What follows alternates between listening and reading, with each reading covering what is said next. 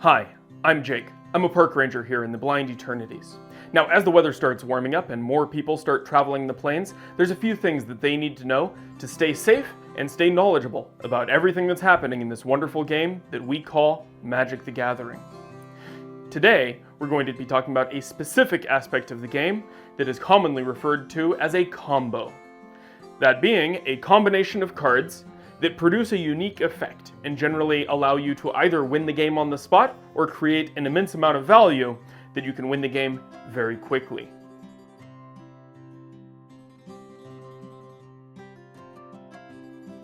Typically, combos are broken down into three broad categories.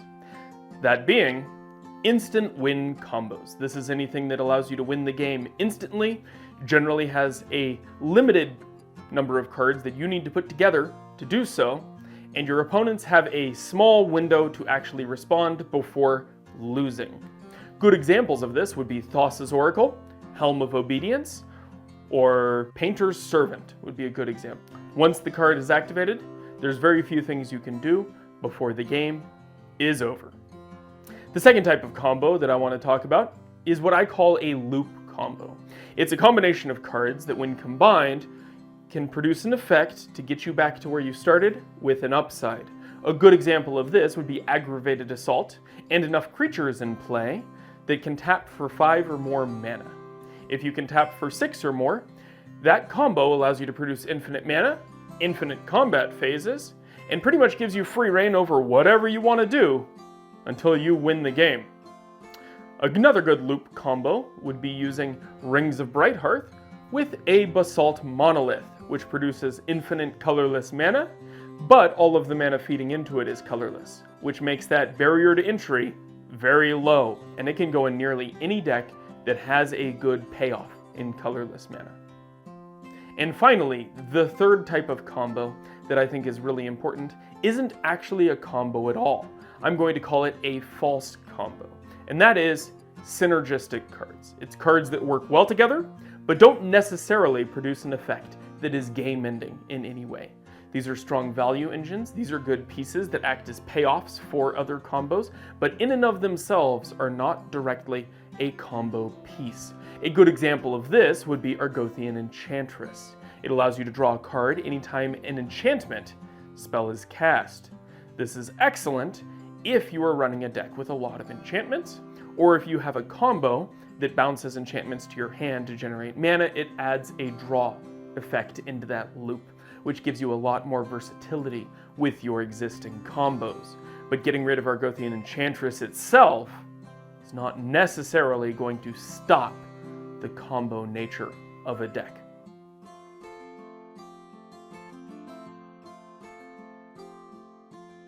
So let's delve a little bit deeper into how we use these combo pieces, how we can react to them, or how we can implement them in our own deck in order to optimize our gameplay.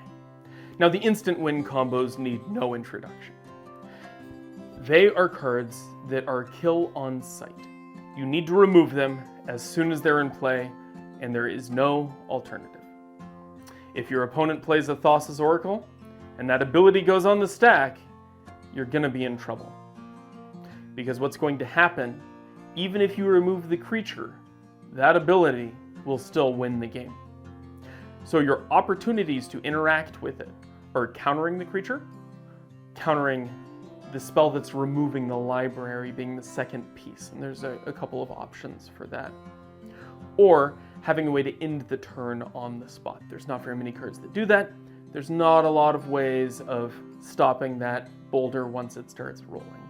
There's a reason why that is a very popular way to win in competitive EDH. The second example that I gave was Painter's Servant. Now, Painter's Servant has a similar effect, where all of the cards become the same color, and if you use a grindstone, you can mill your opponent for infinite cards. Same thing with Helm of Obedience, but a slightly different effect. Helm requires that you have a card in play that keeps the graveyard exiled. But both of these combos require both pieces to stay in play throughout the duration of the combo. So when something is put on the stack, if you can remove the piece that either exiles graveyards, think Rest in Peace, Leyline of the Void, or something of that nature, or the Painter's Servant to make everything the same color, well, the combo just fizzles. The reality is most of these combos can be responded to. And especially in EDH, where you have 4 people at the table, or if you're just playing a free-for-all game, somebody should have interaction for it. This is your weekly reminder to play more interaction in your decks. However much you have, it's probably not enough. I know I tend to cut it first, and I am constantly punished for it. The second type of combo is a little bit easier to deal with. This is the Aggravated Assault Splinter Twin. Many of these combos have many opportunities over the course of execution, and choosing when to interrupt that combo can be as critical as having the piece to interact that combo at all. For Aggravated Assault, this could be as easy as removing the enchantment in response to their activating it. It can be as simple as killing a couple of creatures and knocking them off the board, or turning all of their creatures into 0/2s with no abilities. There's a lot of ways of interacting with these loop combos, and they tend to be a little more fragile because of it, requiring more cards, more mana, and more interactions to go their way in order to win the game. And finally, the synergy cards tend to bait out a lot of hate. And that's really handy for the combo player. If you see them playing a synergy card, it's not necessarily something that you need to remove right away. Especially if it looks like they're going to pivot that synergistic card into something that can be a little more win the game on the spotty.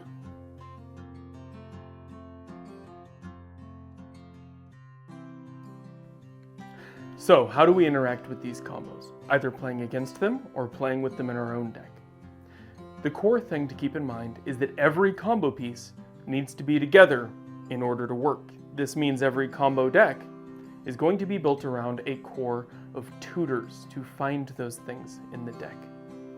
Even if those cards need to be removed immediately, they need to be in the hand first.